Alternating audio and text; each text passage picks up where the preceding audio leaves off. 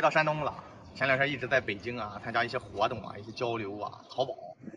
哎呀，北京啊，不愧是首都啊，怎么着呢？堵啊，特别堵车，堵到什么程度呢？啊，听北京的一个哥们儿跟我聊起来啊，太好玩了。你比如说啊，你在这开着车呢，说堵着呢，一堵20分钟，然后没事你往外瞅，你让往外瞅啊，往这瞅啊，哎，一看这一哥们儿在这啊，你就发现在里边嘣儿一个机灵就一哆嗦，你知道吗？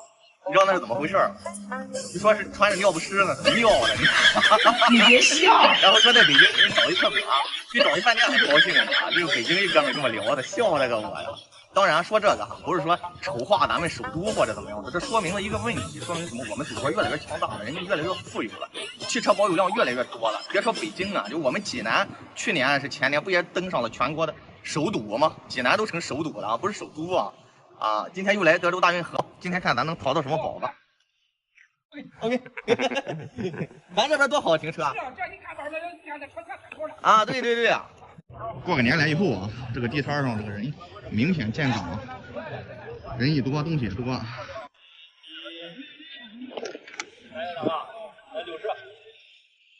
有些很多朋友说这个玉怎么鉴定，其实主要就是看驼工啊。你看他这个嘚儿一下到底下了。啊，古代驼工的话，它是只走直线的啊，走一道直线往这，一道直线往这，基本上很多直线拼起来的。不知道这样说你能理解吗？就是它那个拉线的时候，只能是直着拉，拉到这吧，不拉了，那这有个痕迹，然后呢再这样拉啊，然后再这样拉，一点点往上拉，不会说一下到底。那这种的那就是啊机械工啊，所以说就现代的。古代没有那种技术，不过这种啊就买着玩啊，也挺好，也不贵，就纯当一个工艺品。地方玉，这种多少钱，老板？这种60。嗯，老一牌子。老倒不老，但是雕的挺好。这的话给你便宜点。没事，我再看看，一会儿再刚过来。直播呀？没直播。直播他都给老铁习惯，他给便宜点。挺入门啊，挺上道的，哥们。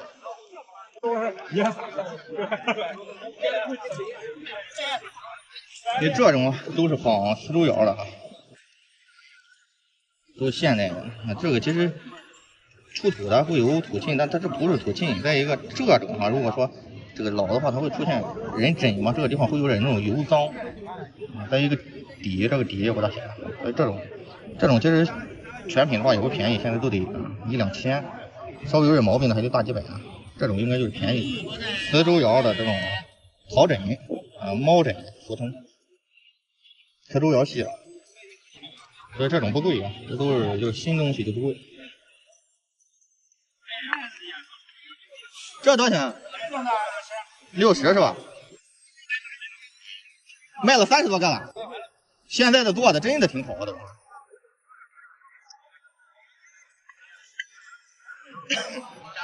好多人都想够成本啊，批量化的东西啊，一定是够成本。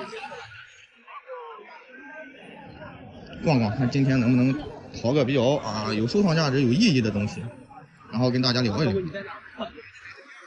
买东西就是这样，怎么着呢？啊，就是说精挑细选啊。怎么叫精挑细选啊？你比如说啊，你看中这个东西又老又好，如果价格不合适的话啊，特别顶咱也不能拿。但如果这个东西啊特别稀少啊，无论多顶，只要能你手头的钱够富裕，也可以把它拿下来。但是平常来说的话，咱得找个什么呢？尽量就是说啊，正常价格范围之内啊，然后呢东西到袋没毛病啊，可以收。所以说有时候不好找，哎，你看中的有的时候哎呦有点毛病啊，或者甚至新款咱就不能弄。所以说看着啊满地都是东西，说真正淘一集能淘个几件东西啊，就不错了。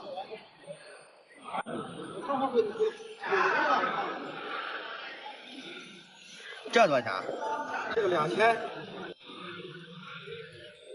有点磕皮儿啊。这过桥龙多少钱？这个新版的，这样吧，一口价啊，8000整。8000？对。前些年自己玩的。哦。我要没得见过你。第一次来。这再便宜点不行？这少一分不行。就这个钱，你能拿你就拿。这个呢？这个也8000吧，康熙的。那是康熙年制，这不是康熙的。啊。这个如果对的话啊，兄弟，这是光绪仿的康熙。康熙的吧？这是？不是康熙的，这个也这跟您说实话啊，你这不对呀、不可能。你这不对啊！你看青花毫无层次感，青花毫无层次感，这个修足啊过于圆滚了。咱不拉。真的，我这是提醒你啊，你这别说8000，这800咱都不要啊。我这玩了多少年了这？但这真不对啊！我这说一下，您听不听是您的事啊。我看有毛病啊。没毛病。 7000不行了，还一口。少一分不买。少一分不卖。我给你转账，微信。你给我稍微找个档儿，我一提。我给你找个那个泡沫纸包一下吧。好嘞。好嘞，好，再见啊。好，你慢走。一会儿给大家讲一下这个啊。到个人少的地方啊，这边太吵了。这又是一个漏，现在过强龙皇室见长啊，跟大家讲一下。这里边有很多知识点。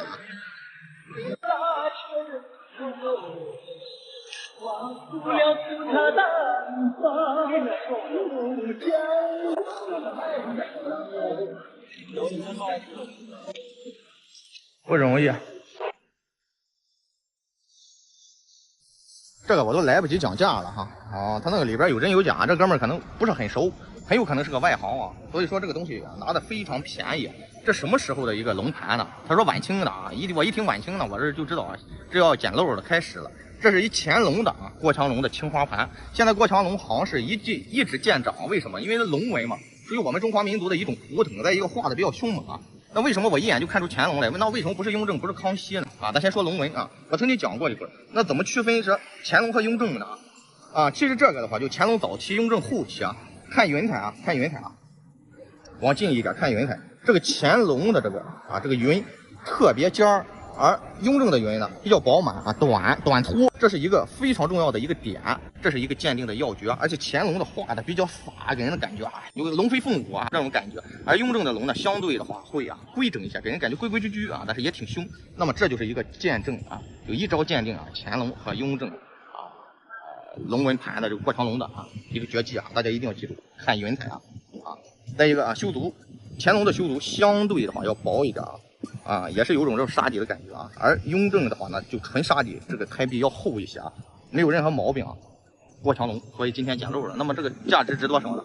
我想曹友心里应该有数了，是不是？我是收藏小哥，喜欢收藏背后的故事，请关注我，给我点赞。能买的便宜就行，也涨不下来。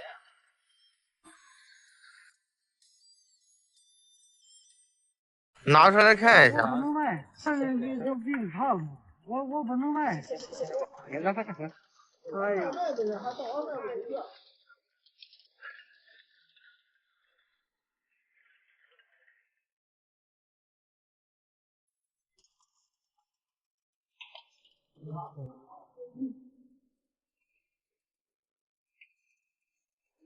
真花。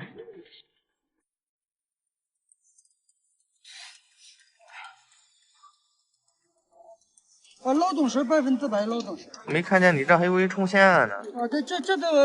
这个窑饼。不是窑饼，透了。对，就那么东西，这不透了吗？没东西。哎呀。这我没法拿了，这个。行，没事。不好意思了哎，没事。这碗多少钱？这500。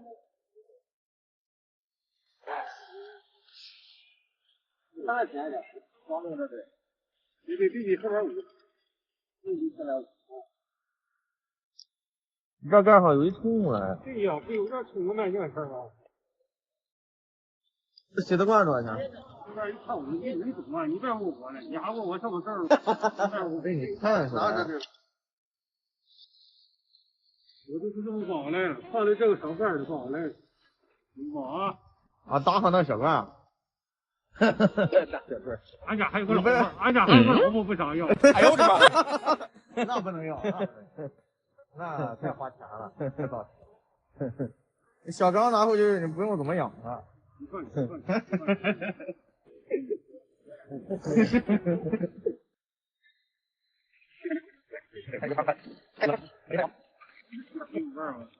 到时都记得。好嘞。您慢慢收着点，没啥事。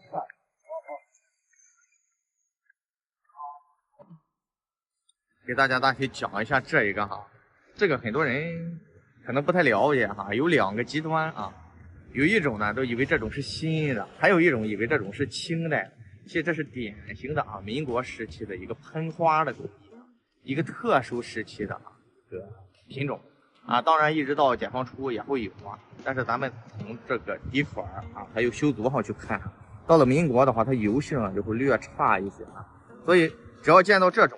立马你就可以确定，应该是民国左右的这种风格，1912年以后就是民国了啊，所以这个还是非常难得的，特别漂亮。关键是一对，上边有描金上边写了一个荣啊，应该属于唐号，非常的好啊。上次上上海老唐家那边啊，好多朋友说你怎么去没有解释一下没有跟朋友说一下有些时候时间实在是来不及啊。咱们再欣赏一下这就叫喷花的工艺啊。它上面先剪一个纸然后在上面喷，就说相对于瓷器来说的，它工艺又更进一步了。当然是喷花加手绘你看这些地方都是手绘的然后这地方都是手写，器型非常的规整，非常雅致。我收藏小哥，喜欢收藏背后的故事，关注我，点赞。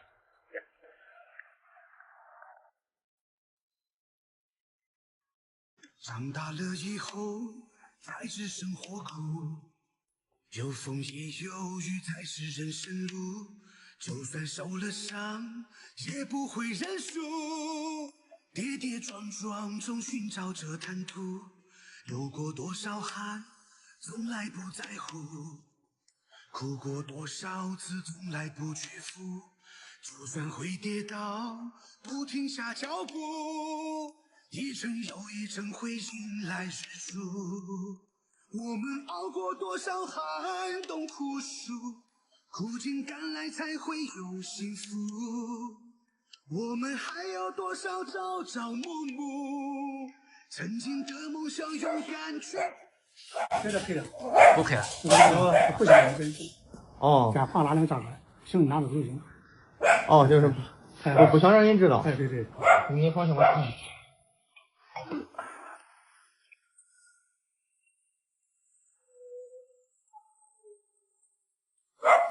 这说俺到此的，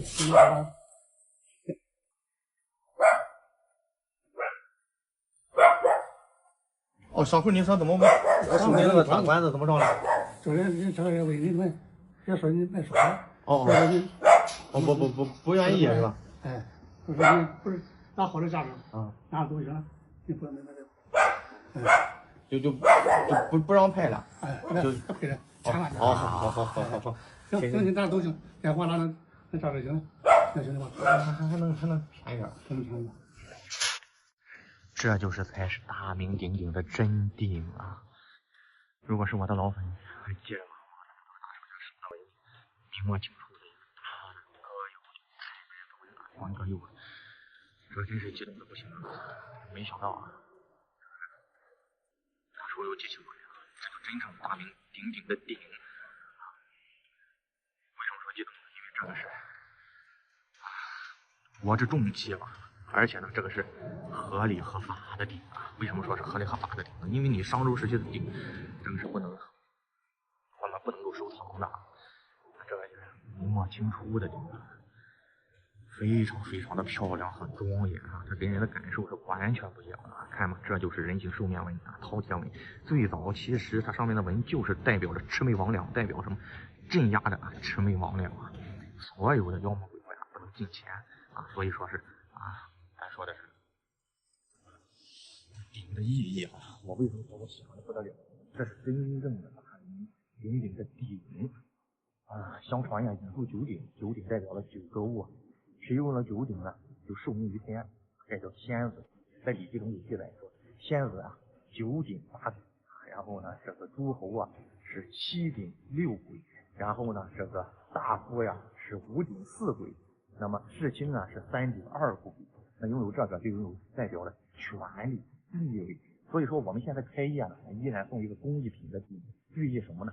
鼎力千秋，家业永固，事业永固有好多的成语，比如说问鼎中原所谓一言九鼎鼎力千秋，说的就是它。你看这都带初几了非常的难得，看这那种这种感受，哎，太难得了！他跟我一说呀，当时一拍照片，我心就动了，直接就来了。关键看下边的铭文，为什么说我说它是真正的鼎啊？你看下边写林氏瓷鼎，看见了吗？用篆书写的林氏瓷鼎，太难得了。整体的包装啊，成地皮鼓的样式。你看这上面，你看这还有若隐若现的夔龙的样式，看到了吧？啊，那么这边是饕餮3足鼎立，朝冠耳啊，然后的臀口带回字纹，底下饕餮纹腹肌3足鼎立，气势宏伟。这种的，他一做一个就是说，咱这个家里镇宅这些啊，事业拥护，无论是公社还是哪里，给人一种光荣。当然啊，为什么说这个鼎一直说后期都演变成说啊受命于天呢？是因为再早其实它是烹饪器，所谓食具啊，就是烹饪食物用的。民以食为天嘛，后来就慢慢演变成这个权力的象征，再后来慢慢演变成礼器，再后来慢慢的看这个地方当时铸造的时候应该有一点点小蛀漏啊，问题已经丝毫没有多大的影响，太激动了啊！这就是中国文化的传承啊！上次收那个大太白灯的时候，还在昨天的一晃2、3年、3、4年过去，我收藏整个体收藏背后。当时有多重要呢？就是说集整个家族之力啊，才能做到这么一个点。就好比就是说，不是随随便便一个人就有能力去出资筑这个鼎，所以在古代是极为珍贵。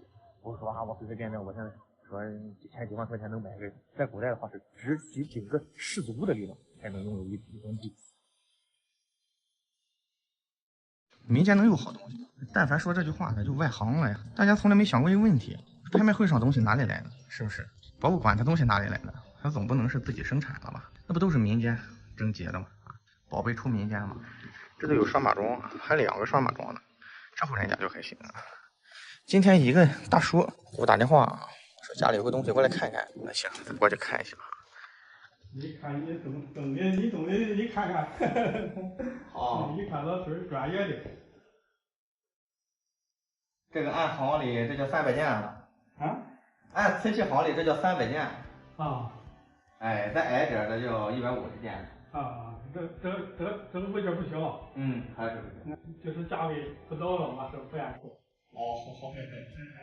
这头10好几年，我北京来，我听说这济南有鉴定的，我弄个他朋友车就没坐，弄个专车啊，这还没了，哎，我就去鉴定了，他说这还真的，我说那值多少钱？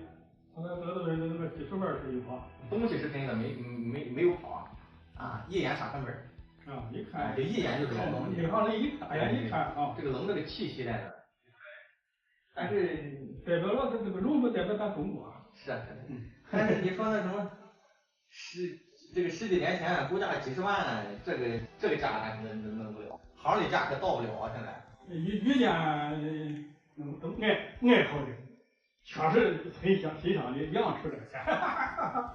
你说这个事是有这个事，他就喜欢，哎对，那他也可能出高价，但是说咱要正常行情，你说这个价咱还弄不了啊？弄不了，挺大气这个件儿，是太威武了。双龙戏珠啊，底下是海水纹，对，这还有4个戏啊，刃戏，兽头的，兽头，像这种物件在民间不大多了，这是。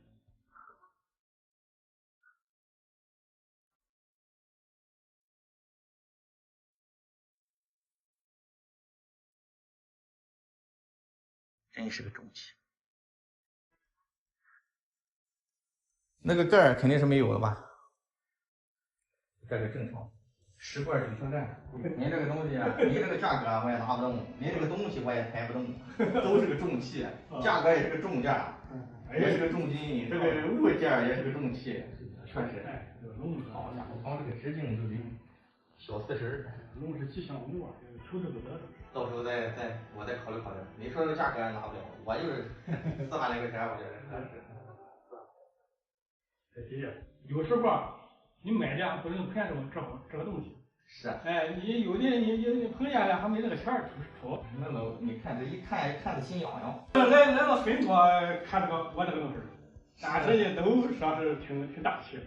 有一看也挺伤眼。哎，你还少说了一句，都说挺贵。要是都说很便宜，不就别走了吗？不过照顾上不上合理，这个东西太高了。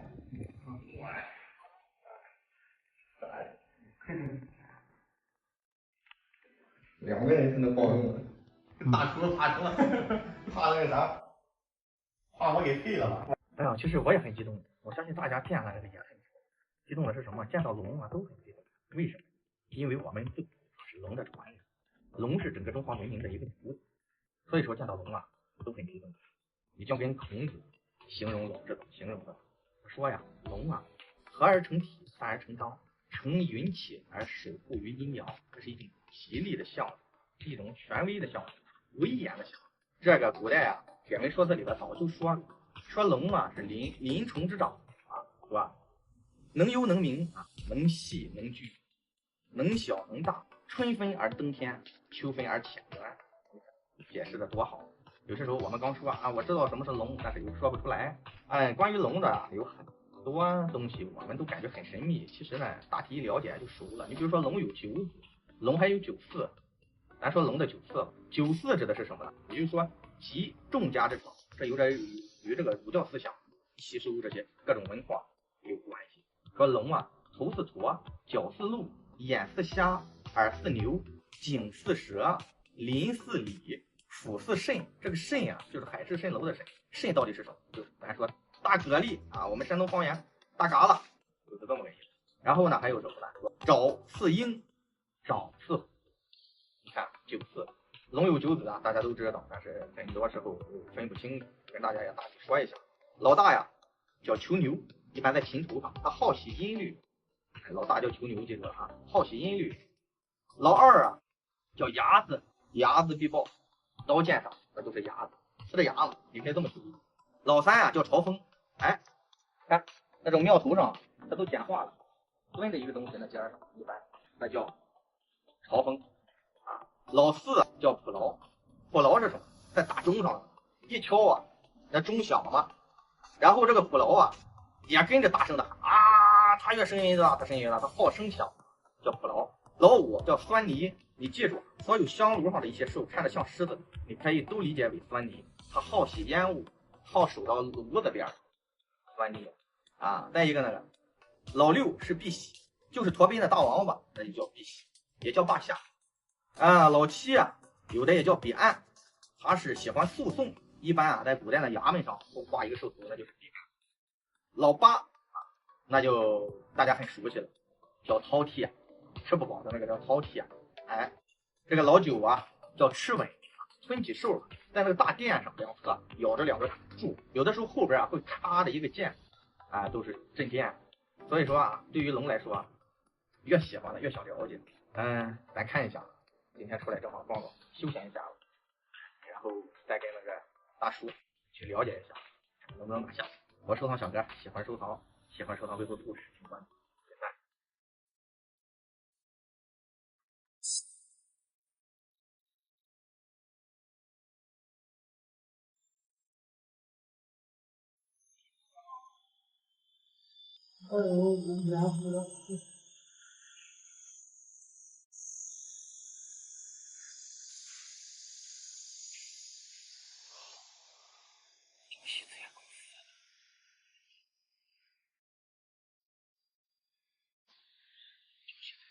老一辈子他那个，快当我大个儿的，我其他都放的完了，给我的都是。来好几家看见的，我说我大人我也不上钱的。我这上钱这点就给大的，就没事。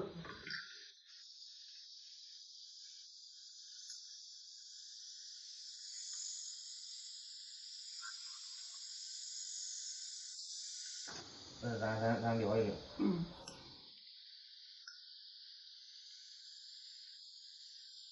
总共多少钱？总共1万多。总共1万多。要就说现在要的也都拿不不要。说咱这个稍微实惠。人家来要的，那收的，咱们不问，家乡不是个问题呢。你这要不要，我这叫家里我就不。大差不差就行了。今年买卖都不好干。知道这些不是那什么不懂不，一要就什么，就让你抢了。1000块钱。啊，就是我得吵起来。这老辈子那样来的，当官儿起码带枪的，让干嘛？反来那个，行就让一千块钱，不行就完。那行，那我要了，我要了。我就拿1万块钱，我过段时间我再给你带过来，行吧？瞎不了人家。我给你1万，过段时间我再给你带来，不行吧？我的方向以后你那边来行吗？大叔能使的，咱不给大叔闹了。不，咱这老实说，咱不给你说那真事儿。咱不能我倒霉的。上回见面我就感觉挺实在。咱这实在时候就是。上回见面你怎么没跟我说呢？啊？上回咱在那个谁这见面的时候，你没跟我说呢？咱们没说，那时候我比他后来呀。哦。咱说好了13000。嗯。这是1万，这4000，你先点一下。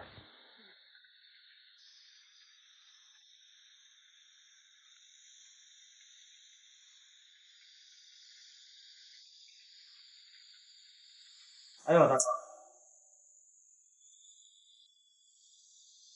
大叔这个价还不行嘞。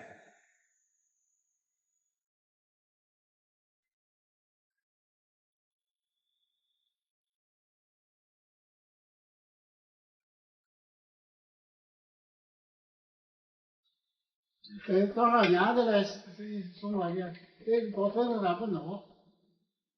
这个有虫。大叔这个还不行啊，我不知道你能不能看见，你可能年纪大，这个裂了，有冲线。我这多少年的了还行吧？俺不是说故意挑毛病啊，这些东西我都得仔细看。它瓷器这个东西一旦出现冲线，它的价格就不是那个价了。实话就是你那一个不行，咱不是那个啥。不是说我没怎么跟你讲，但是他这有毛病了。多少年的了这个东西，它小不眼的，不冲。那你好看着它真有毛病，我不是跟你那个瞎说呀。你是看不出来啊？不是，你看这个地方，你看这个，看见了吗？这个年纪了，这太明显了，这个你看，这都进去沁了，这就老冲，这也不是说刚磕的，刚磕的进不去这种脏东西。不是，咱都拉好了，但这个它出毛病了，你咋整？出毛病这习惯这3年的不对，这是我的发现。那你多少再给我便宜一点？全就说我说1万5给赶紧送过来1000了，妈还，这少1万5不卖了，我说我不懂来了，这便宜1000块钱的还，就是行你要不对。但是说这还真有毛病。就是不是少1000块钱了吗？少1万5不卖了，我倒霉了嘛，所以拿不给你钱。那行吧，叔，你都这么说了，是吧？给我便宜点。我这少1万5不卖，我还得也真是的，我家里这是多少辈子的了，这现在咱不闹。啊是，你说是这么个事儿。说再早，你卖个玩意儿卖个掏钱嘛。哪时候卖上也不值钱。卖8万来块钱。那时候也不值钱，那时候才卖了。8万块钱还不行吗？那肯定是好东西，你肯定还有好东西。没有了，你看这个。行，我明白了。我不跟你讲价了，但是呢，他说你如果再卖的时候，你想着点吧。行吧？行。其实大爷，我知道人挺什么，我本身啊，咱讲价归讲价，买卖归买卖吧。对。我寻思说讲到1万4，我想再多给你几百块钱来，但是这个有毛病，我就不给你，咱就这么着了啊。啊。我他这实在是就是什么？那不。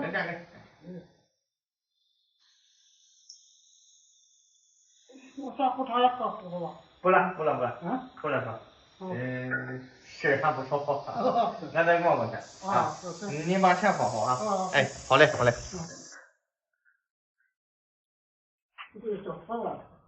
哦，这个品种这么均匀呢？红眼珠子白毛的啊，真漂亮。来走了还是吧？啊，哎，我这是真是太喜欢这4个杯子了，这是一眼就相中了。有些时候啊，象征的讲一下价，因为有些时候，对于外行来讲的话也是不要价，但是这个大叔要的吧，价格相对来说比较合适啊，但是拉近一点更好。这个杯子是了不得的，江西瓷业公司，你知道它的前身是什么吗？很多人可能不了解，它的前身就是清代的御窑，也就是说啊，这个清代的时候，御窑倒闭了以后，那么就成立了江西瓷业公司，在晚清的时候就成立了，那么一直到民国，那么咱从画风上看的话，那么这就是典型的民国时期的，这一个是相当漂亮的，拉近了。青花款加粉彩，那是一个低温釉，一个高温釉，那需要2次入窑烧制。这种精品能凑成套的，就是少之又少啊！你看啊，它这个美到什么程度？咱就看漂亮到什么程度啊？有点什么，就是说如冰似玉的那个感觉。我说一件好的东西啊，能达到一定水准的。江西瓷业公司6字青花款，那么上面呢是牡丹和鸟。这边你看啊，我刚才说了，我说每一件这个精品，它无一不精。第一，它这个材质如冰似玉；第二，它那个粉彩的过渡，鸟的灵动啊，包括一气呵成的这种感觉，都是大师级的啊。这些很有可能都是御窑厂当时那个师傅去画的，材质啊非常的坚实和细腻。器型呢又挺拔啊，墨书非常的有力啊，而且深沉。冰心应该是就是一片冰心在玉壶。关键难能可贵的是，你看我在济南这么多年，真正能收到在济南俩字的很少。因为那个时候如果去上说御窑上官窑啊，上这种级别的窑厂里去定制的话，那得花多少钱啊？就是说白花花的银子都打进去了。看冰心济南恒兴顺出品，难能可贵啊！铃铛杯非常的好，真难能可贵，太难得了。这是典型的那时候的这个宜兴时候的一个名品，这种叫羊筒，就跟个木桶似的。关键是这里有一个鉴别的点，拉近了看一下。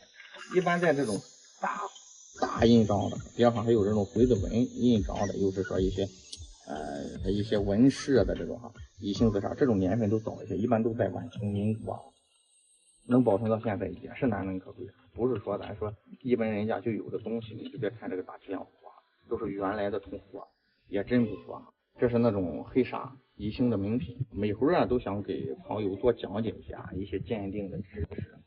那么这一个咱再看一下。我当时这个大叔啊，就是说已经让了，咱心里也是理解啊，就不给他多讲。别说一只有冲，别说买到4只，就买到1只，都非常的，就是说惊喜吧。那这一个你看有一个出现了，3个都是完整的，虽残犹荣啊，能买到这么一套，那简直就是今天就是太高兴了。也是个缘分吧。咱们经常说宝玉有缘人，有很多古董错过了，可能就再也没有。有时候喜欢，手里钱有闲钱的时候，就可以买，可以去玩。当然，这都是物质之外的事。我们没有兴趣，我们一定不要超支去，失去乐趣。